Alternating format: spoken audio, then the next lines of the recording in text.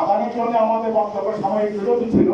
আমি আমার অসামর্থ্য বক্তব্য শেষ করার চেষ্টা করছি। যেহেতু আপনারা মৎস্য ব্যবসায়ী মৎস্যের প্রাসঙ্গিক বিষয় অর্থাৎ দ্রুততর সময়ের মধ্যে আপনাদের ব্যবসা থেকে পৌঁছানো দরকার, এখানে মনে রেখেই আমি সংক্ষিপ্তভাবে কথা বলার শেষ করতে চাই। প্রথমত হচ্ছে যে একটি বাক্য ব্যবহৃত হয়, সেই বাক্যটা হলে চিংড়ি মাছ ফরেন কারেন্সি এনে দেয়। ফরেন কারেন্সি কম বেশি আপনার ব্যবসায় রাখতে পারে, কম বেশি বলে যেটা ফরেন কারেন্সি মানে বৈদেশিক মুদ্রা। চিংড়ি মাছ বিদেশে পাঠালে বিদেশিরা চিংড়ি মাছ কেনার যে টাকাটা দেয়, ওই টাকাটা বৈদেশিক মুদ্রায় পরিণত হয়। তো এই বৈদেশিক মুদ্রার কারণে উপকূলীয় অঞ্চলের মানুষের এই চিংড়ি মাছ চাষ অনেকটা ঘাড়ে চাপাই দেওয়া, যে তোমার এলাকা থেকে বৈদেশিক মুদ্রা আসবে এই চিংড়ি মাছ চাষের মধ্য দিয়ে। আপনাদের দোয়ায় আল্লাহর রহমতে যখন আমি সংসদ সদস্য নির্বাচিত হলাম, প্রথম সংসদের অধিবেশনে যখন আমার বক্তব্য দেওয়ার সুযোগ হলো, তখন আমি তো গ্রাম এলাকার মানুষ, এই উপকূলীয় অঞ্চলের মানুষ, একেবারে দক্ষিণের শেষ জনপদের মানুষ আমার ভোট দিয়ে পাঠাইছেন মহান সংসদে। সেখানে কি বক্তব্য দিতে হবে তা তো বুঝতে পারিনি। আমি আমার মনের মধ্যে যা আছে তাই বলে রেখা বলার মধ্য দিয়ে দেখা গেল যে সেটাই হলো ওই সংসদের সবচেয়ে আলোচিত বক্তব্য হয়ে গেল। বক্তব্য শেষে নেত্রী আমাকে কাছে ডাকলে, দেখে উনি আশ্বস্ত করলে যে তুমি যা বললে আমি শোনার চেষ্টা করবো। আমি ওনার কাছে বললাম যে আপা একটা বিষয়কে আমাকে একটু পরিষ্কার করে দেবেন, তাহলে গ্রাম এলাকার মানুষের কাছে আমার কথা বলতে সুবিধা হবে। তো জিজ্ঞাসা করলে কি কথা, বললাম এই যে চিংড়ি মাছ রপ্তানি করে আমার বৈদেশিক মুদ্রা কত আসে, এই সরকারটাকে একটু বলা যাবে। তখন উনি অর্থমন্ত্রীর কাছে ছিলেন, এক জায়গায় দাঁড়াই কথা বলছিলাম, অর্থমন্ত্রীকে দেখালেন। অর্থমন্ত্রী মহোদয় উনি কিছু বলবার আগে কৃষিমন্ত্রী বলতেছেন তো ও কথা বলা লাগবে না, আপনার কথা কি তাই বলেন, ওটা আমি বলতেছি। আমি বললাম যে আমার যা ধারণা, আমি তো অর্থনীতি করি নাই, স্পষ্ট করি নাই, হিসাব কিতাবের জ্ঞান কম, আমার যা মনে হয় যে বৈদেশিক মুদ্রার নামে আমাদের কিছু ঠকানো হয়। এই বৈদেশিক মুদ্রা যদি 1 টাকা হয়, এই 1টি টাকা অর্জন করবার জন্য আমরা দেশীয় অর্থটা হারাই, সেটা ওই 1 টাকার থেকে অনেক বেশি। উনি জানতে চাইলেন কি কি বিষয়। আমি বললাম আমি একটা 4 বিঘা জমিতে যদি মিনিমাম 2 বার ফসল লাগাই, 2 বার যদি ফসল লাগাতে পারি ওই একটা মূল্য। আমি যদি হাঁস মুরগি গরু ছাগল ভেড়া শাক সবজি ইত্যাদি লাগাই, তাহলে ক্ষুদ্র ক্ষুদ্র এই যে সম্পদগুলো, এই সম্পদগুলো যুক্ত যদি করা হয়, তাহলে ওই বৈদেশিক মুদ্রা থেকে এটা বেশি হয় বলে মনে করি। কৃষিমন্ত্রী মহোদয় সাথে সাথে সাপোর্ট করে বললেন যেটা 3 গুণ নয় 3 গুণ অনেক গুণ বেশি। বৈদেশিক মুদ্রার বিনিময়ে আমরা দেশীয় সম্পদ হারাই, তার মূল্য অনেক গুণ বেশি। তখন নেত্রী উনি বললেন যে ঠিক আছে, আমি তো নেত্রীর কাছে দাবি করেছিলাম যারা এখানকার ঘের মালিক তাদের প্রতি আমার কোনো রাগ নেই, কোনো বিদ্বেষ নেই। এই এলাকায় যখন ঘের হয়েছিল শুরু হয়েছিল, বহিরাগতরা সেখানে ঘের শুরু করেছিল। ঘের শুরু করার পরে যখন আমার কৃষি জমি প্লাবিত হয়ে গেল, কৃষকরা বেকার হয়ে গেল, কৃষি শ্রমিকরা বেকার হয়ে গেল, তখন অনেকেই এলাকা ছেড়ে চলে গেল। আর এলাকায় যারা থাকলো তারা ওই মৎস্য কাজের সাথে সম্পৃক্ত হয়ে গেল। আজকে যারা ঘেরের মালিক হয়েছেন, সেদিন কিন্তু এমনি করে করেই অনেকেই ঘেরের মালিক হয়েছেন। আপনারা মনের থেকে কারো লালন পানি চাল নাই, আপনারা বাধ্য হয়েছেন। যখন কৃষি পেশা হারায় গেল, তখন ভূমিহীন কৃষক যারা ছিল, বর্গা চাষী যারা ছিল, তারা বাধ্য হয়েছে অনেকটা এই কৃষি পেশা বাদ দিয়ে এই মৎস্য পেশার সাথে যুক্ত হওয়ার জন্য। আপনাদের কাছে তাই আবেদন করি, সেদিন যারা বাস্তবতার সাথে লড়াই করতে দেন এই অনিচ্ছাকৃত পেশা গ্রহণ করেছেন, আজ আপনাদের সময় এসেছে এই পেশা থেকে বেরিয়ে এসে পৈতৃক সূত্রে যে পেশার সাথে আপনার জন্ম থেকে যে পেশা আপনি দেখে আসছেন, সেই পেশাকে গ্রহণ করে আমরা মাছ এবং ফসল সমৃদ্ধ করে তুলি। মাছ আমাদের দরকার, ভাতের থেকেও মাছ কম দরকার নয়। অর্থাৎ দুটোই আমরা লালন করি, দুটোকেই আমরা প্রবৃত্তি করবার চেষ্টা করি। একটা বিষয় দেখেন, খারাপ লাগে যখন বাগদা চিংড়ির জন্ম থেকে প্রতারণা, জন্ম থেকে মৃত্যু পর্যন্ত যতগুলো ঘাট আছে, ততগুলো ঘাটেই কিন্তু মানুষকে প্রতারণা শিখায়। বাতাসে আগে নদী থেকে প্রাকৃতিক নিয়মে ঘেরের মধ্যে উঠত, কিন্তু সেইটা যখন আস্তে আস্তে কমতে কমতে এমন ভাবে কমে গেছে, তখন মা আবার তা সাগর থেকে ধরে এনে কৃত্রিম উপায়ে এই পোনা সরবরাহ করা হয়। ওই পোনা সরবরাহের মধ্য দিয়েই ওইখান থেকে মানুষের মধ্যে এক ধরনের প্রতারণার কারবার চলতে থাকে। আর সেই প্রতারণার সাথে সামিল হতে হতে আমাদের বর্তমান প্রজন্মের অনেক যুবকরাই এই প্রতারণার সামিল হয়ে গিয়েছে। সেই ব্যবসার প্রতারণার মধ্যে তারা বড় হয়ে উঠেছে। আর বাচ্চাদের বিদেশের চাহিদা কমে গিয়েছে। বাংলাদেশের বাচ্চা কেন যে এটা চলে এই কমে গিয়েছে, তার একটাই মাত্র কারণ, যেখানকার অসাধু ব্যবসায়ীদের কারণে। আর ওই অসাধু ব্যবসায়ী কিভাবে তৈরি হয়েছে সেটাও আপনারা বুঝতে পারলেন যে অসাধু ব্যবসায়ীরা এসে পুশ করে, বাচ্চাদেরকে পুশ করার কারণে জমি করবে, ওজনে বৃদ্ধি করার কারণে বিদেশিরা এটাকে অনেকখানি অপছন্দ করেছে যে এই গাছটা কেনা যাবে না। কিন্তু আমার প্রশ্ন থাকে যে কোনো কৃষক এবং কৃষক পরিবারের কোনো সন্তান কৃষিকাজের সাথে যারা লিপ্ত থাকে তারা কিন্তু কখনোই এই অসাধু ব্যবসা করতে শেখে না। এই দুটো বিষয় আপনারা পাঠ্যক্রমে পরীক্ষা করে দেখবেন। আমি আপনাদেরকে কাউকে বন্ধ বলছি না, শুধুমাত্র ঘের মালিকদের কাছে। আমি ব্যাংকের সঙ্গে কথা বলেছি, প্রত্যেকটা ব্যাংকে থেকে আমি হিসাব নেওয়ার চেষ্টা করেছি, বলেছি হিসাব পাওয়া যাবে কোন ঘের মালিক ব্যাংক লোন ছাড়া ঘের করছে। আমার একজন কৃষক লোনের টাকা পায় 9% সুদে, আর একজন ঘের মালিক সেখান থেকে ঘেরের সার্টিফিকেটের বিনিময়ে সে লোন পায় 4% সুদে। এই সুবিধাটা ওনারা গ্রহণ করছেন।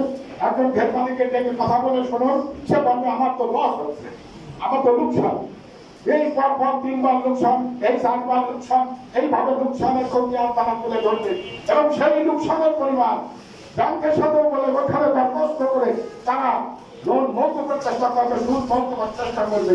এই অপচেষ্টার মধ্য দিয়ে যে ফলাফলটা দাঁড়ায়, এর সবটুকু ফলাফলটা দাঁড়ায় যে ভূমিহীনকে আপনারা গালি দিচ্ছেন, যে ভূমিহীনকে ঘৃণা করছেন, সেই ভূমিহীনের গালি এর দায়টা চাপে ওইসব করতে হয়তো তাকে।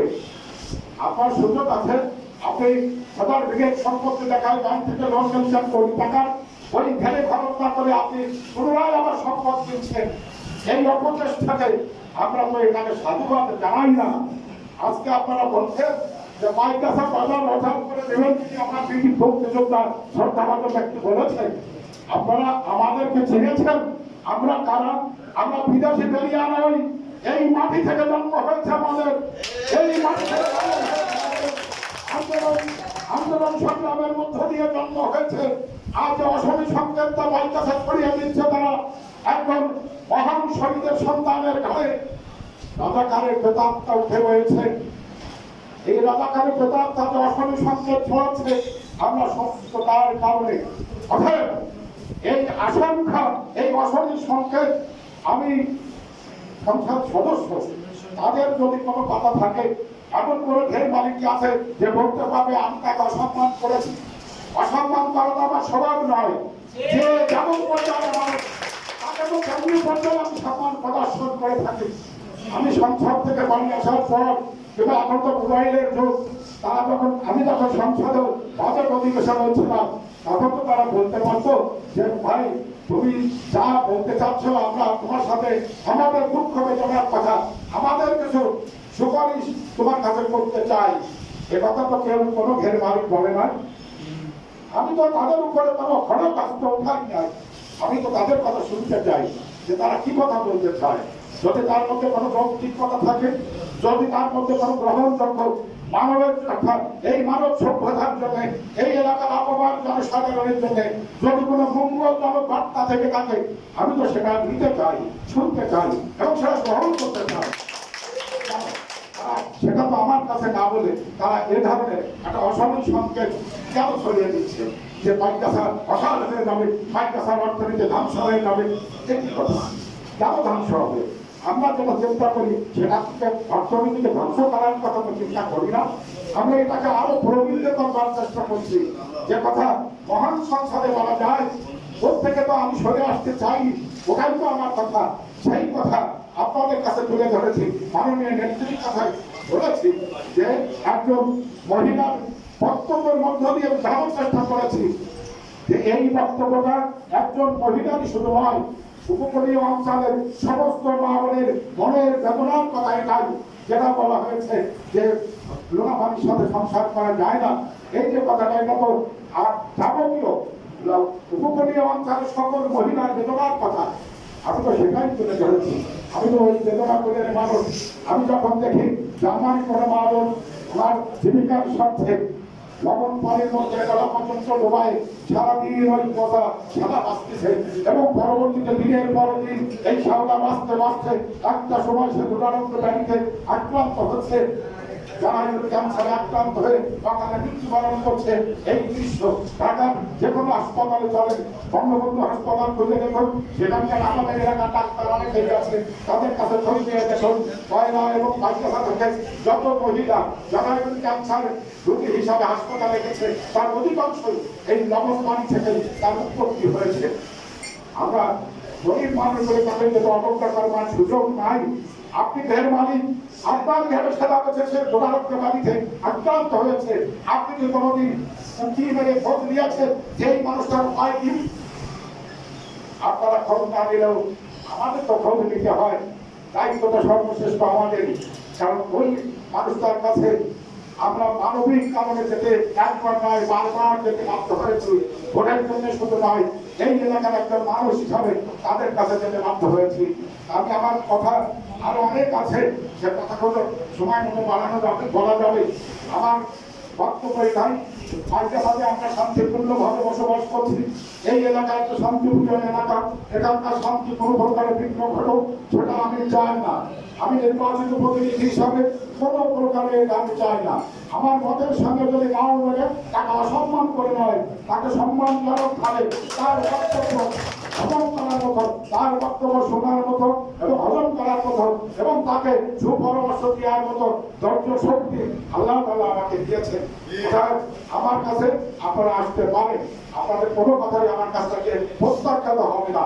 শুধুমাত্র এটাই আপনাদের কাছে নিবেদন যে আপনি ভালো গায়ে ঘোষণায় ঘা বানাবেন না, ঘা বানালে তার ওষুধ যখন দিতে হবে সেটা ভালো হবে না। ঘা হবে তো ওষুধ দিয়ে ওষুধ যেটা হবে সেটা তো ভালো হবে না। অর্থাৎ ভালো গায়ে ঘা না বানায় আসেন আমরা এক জায়গায় বসি, ঠিক কথা আছে আপনাদের, সে কথা আমরা শুনবেন। কোথায় অর্থনীতি ধ্বংস হচ্ছে, আমরা এক বক্তব্য এখন সব পাওয়া যায়, এক বক্তব্য বলছেন সোনার দোকান ভাইদের উস্কায় দিচ্ছে যে ভাই সোনা কেনার থাকে, তার হবে না। আরে ভাই, যে দিন আগে আর দিন কাল সেটা সোনা দেখতে যাবে, সে তো ভাত কিনতে যাবে, সে তো চাল কিনতে যাবে। যে এই এলাকা যে মানুষরা ঢাকায় কাজ করার জন্য বিদেশে চলে গেছে, দৈনিক দিন মজুর হিসাবে ঢাকায় কত কত তারা ঘুরে ঘুরে কাজ করছে, ওই মানুষগুলো যদি এই এলাকায় কাজ পায়, আর ওই মানুষগুলো যখন চা খাবে তখন তো বাইকের চাল দোকানে চা খাবে, যখন চাল কিনবে তখন তো বাইকের দোকান থেকে চাল কিনবে। অর্থাৎ এই মানুষগুলোকে যেন আমাদের এলাকায় সুযোগ দেবে না। এখানে তো কর্মক্ষেত্র নাই, কৃষিকাজ যখন হবে তখন ব্যাপকভাবে কর্মক্ষেত্র বেড়ে যাবে, আর সেখানে তারা স্ত্রী পুত্র কন্যা নিয়ে অসুস্থ পিতামাতার পাশে অবস্থান করে শান্তিপূর্ণভাবে বসবাস করতে পারবে। আর মৎস্য আলমদার ভাইদের কাছে নিবেদন, আপনারা শুধুমাত্র এই মৎস্য নয়, আমাদের এলাকার মৎস্য চ্যাং, শোল, কই, মাগুর এগুলো স্বাস্থ্যকর মাছ, রক্তবর্ধনকারী মাছ, এই মাছকে আশ্রয় দিন আপনাদের। এই অন্য মাছের সাথে রুই, কাতলা, মৃগেল এগুলো তো আছেই, দেশীয় প্রজাতির মাছ। আমরা যখন এলাকায় যাই, যখন মাংস খেতে চাই, সকলেই আমরা খুঁজি দেশি মুরগি খেয়েছো, দেশি মুরগি, পশ্চিম মুরগি কেন পছন্দ করি, দেশি মুরগি পছন্দ করি। গরুর মাংস যখন খেতে যাই তখন দেশি গরুর মানুষ আছে কিনা সেটা আমরা খুঁজি। যখন দেখা যায় যে আমরা যা কিছু খাওয়ার জন্য ব্যবহার করি সবকিছু দেশিটাই খুঁজি। অর্থাৎ দেশি মাছ যেগুলো হারাই গেছে, এই হারানো প্রজাতির মাছ আমরা খুঁজে খুঁজে আমরা আড়তে তাদের একটু জায়গা করে দিই। দেখবেন সেই মাছের দাম তো অন্য মাছের তুলনায় বেশি ছাড়া তো কম নয়। আমি এই মৎস্য আলমদারের আমি চাকরির সঙ্গে আলাপ করেছি, চাকরিও আমার মতের সাথে একমত যে আপনি বলবেন যে অন্য মাছেরও আমরা এইখানে বেচাকেনা করবো। যেটা গজালিয়া নতুন একটা কাটার মার্কেট, সেখানে থেকে ভরপুর মাছ উঠে যাচ্ছে, সেখানে দেশীয় প্রজাতির মাছ, সেখানে রুই, কাতলা, মৃগেল, কই, মাগুর এই সমস্ত মাছ সেখানে বিক্রি হচ্ছে। অর্থাৎ মাদ্রাসার কাঠামো এই মাছ আপনারা বিক্রয় করুন, ক্রেতার অভাব হবে না ইনশাআল্লাহ। আমরা আছি আপনাদের ক্রেতা, আমরাই কিনতে আসবো। আমি তো ওই বাংলার থেকে মাছ কিনতাম, খাবার মাছ কিনতাম, আবারও যখন সময় হবে আপনাদের কাছে এসে বলবো। আপনারা আজকে আমাদেরকে দাওয়াত দিয়েছেন, আমাদেরকে এখানে আপনাদের সাথে কথা বলার সুযোগ দিয়েছেন, এর জন্য আপনাদের কাছে অনেক অনেক কৃতজ্ঞতা জানাই। আর আপনাদের কাছে দোয়া চাই, আমার নেত্রী, মহান নেত্রী, এই বাংলার নেত্রী শুধু তিনি নয়, আজ তিনি বিশ্ব নেতৃত্বে পরিণত হয়েছেন। আমাদের মাননীয় প্রধানমন্ত্রী মহোদয় জননেত্রী শেখ হাসিনা, তিনি নিজেও কৃষি বান্ধব মানুষ, তিনি নিজেও একজন বিশ্ব এই প্রাকৃতিক মানুষ। আমরা তার সুস্বাস্থ্য কামনা করে আমার বক্তব্য এখানে শেষ করছি। সবাইকে ধন্যবাদ। জয় বাংলা, জয় বঙ্গবন্ধু।